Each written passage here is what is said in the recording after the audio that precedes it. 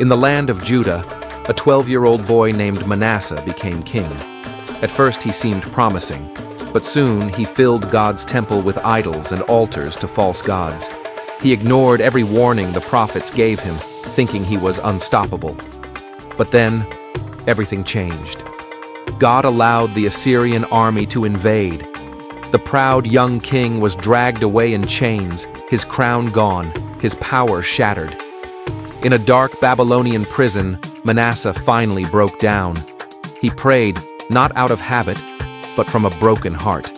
And right there, in that lonely cell, God listened. He forgave Manasseh and gave him another chance. The once arrogant king returned home completely transformed. He tore down every idol, rebuilt God's altar, and led Judah back toward worship. Talk about a comeback story. But after Manasseh died, his son Amon took the throne, and sadly, forgot every lesson his father learned.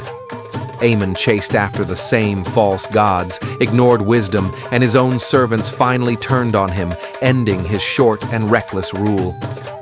Then came Josiah, an 8-year-old boy king with a heart on fire for God.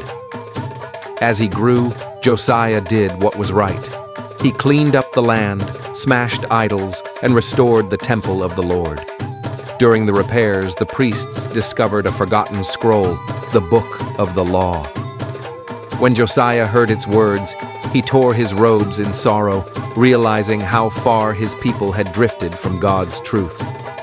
Determined to change everything, Josiah gathered everyone in Jerusalem, rich and poor, old and young, and renewed the covenant with the Lord.